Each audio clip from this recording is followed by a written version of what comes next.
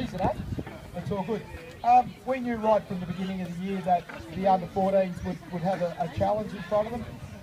We didn't have a wealth of numbers, and we did lose a couple of players as we went along to injury and stuff. The under-14 competition on the coast is very strong. There's a couple of really good sides down there. If you look at the Helensvale side and the Gold Coast Eagles side, very good, well-drilled sides with lots of football players, lots of options, and lots of representative players in amongst them. For our guys to step up against them every week was a challenge, but a challenge that they took to with a lot of gusto. The one thing that can be said about this side is they'll give you their all, they'll turn up every week, they'll hang in there for each other, and when they get on a roll, the roll's pretty good, but the biggest challenge Steve and I had each week was actually counting to 15. A lot of kids would have turned around and quit and pulled the pin, but these guys didn't. They stuck at it right to the end, and I think you can be very proud of that. Rugby's a lot like life. It's all good when it's good, and when it's bad, it's tough. But these guys showed that you know, when it's tough, they're the type of characters that are prepared to hang in there and stick in there for each other and stick in there for their club. So I'm very proud of them. I know Steve's very proud of them. I'd like to thank Steve Bayless and Brendan McGee for all their assistance this year, and to Sammy Gilliland when he jumped in and helped out for us as well. I don't think there's a team Sam hasn't had something to do with this year. For the under-13s that backed up for us time and time again, congratulations boys, thanks, that's a magnificent effort. We were a better team when you were on the paddock with us, and we really enjoyed playing football. And my proudest memory of the year was that semi-final down at Casuarina where, underdone them with players not turning up, we still nearly knocked them over. And that was a fantastic effort, and off the back of a lot of those under-13s that helped us out that day. So we'll call the boys up now to come and get their trophies.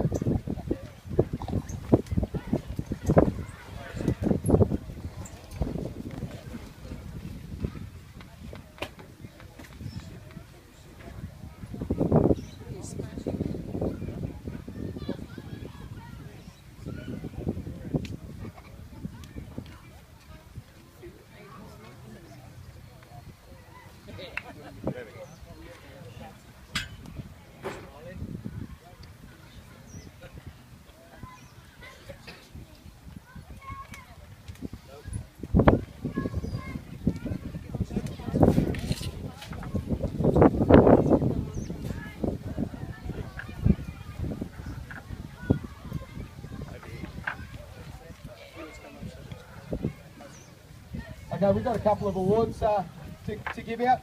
First one's for the most improved of the year. This surprised me actually when I found out that it was the first year this bloke had played rugby. I thought he'd been around for a bit longer than that, but came along nicely during the year and really looked to be enjoying his rugby. It's Jacky Bhoy.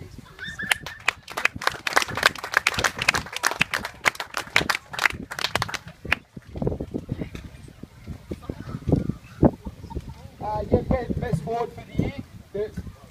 Funnily enough, we had about 12 or 13 forwards. We just struggled a bit from time to time with backs, but this bloke's an out-and-out forward. I really was hoping that he'd get to representative level this year. I'm sure he will next year if he keeps his development up. He's a big man and he does the tough work, and I really like his attitude to football and just his attitude as a player. Let's go to Sanders.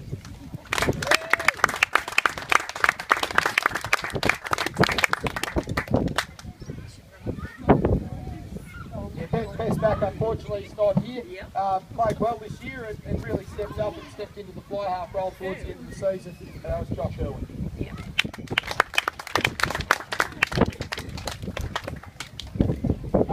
Best and fairest, we actually kept this kept points 3-2-1 every week and tallied it up for the year. So this guy's had to be pretty consistent all the way through. Got the opportunity to represent at state cup level this year, and really developed from there and came back an even better player. I was very, very impressed with his attitude towards it. I've definitely seen him improve and that's Jacky Bhoys.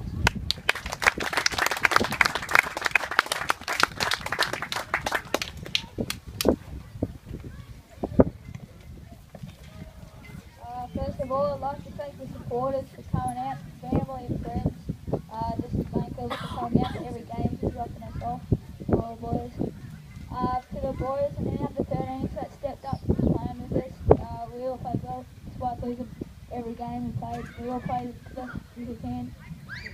Brendan, I don't think he's here, but he helped us train most days, and he helped us and it was good. Steve, just water boy and helping us manage all the stuff and all the team jerseys and that. To Dale for being a good coach. At the start of the season, we started off and everyone had their own abilities, but by the end of the year, everyone was working together. And thanks to Dale, we got to where we wanted to be. So thanks, Dale.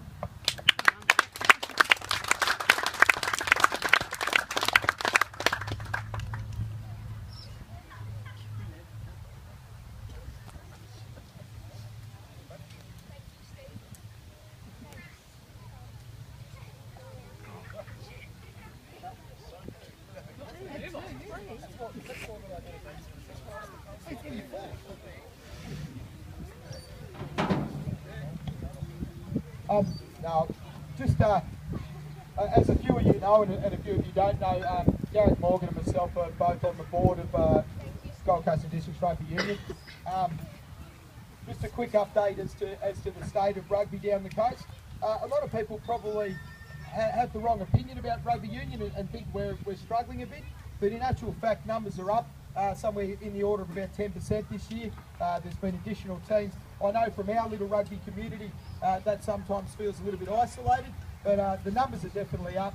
The programs that have been put on, right from the academy through to the state cup programs and the gold programs, have all been very successful. It was actually, we were the most successful region in the state championships this year, and then we were going to the two-side theory in those 13-14 year age group also meant that we had greater representation at Queensland country than we've ever had before, and one of our own players from up here was represented there this year as well, so that was fantastic. But on the Gold Coast, everything is going in the direction it needs to be.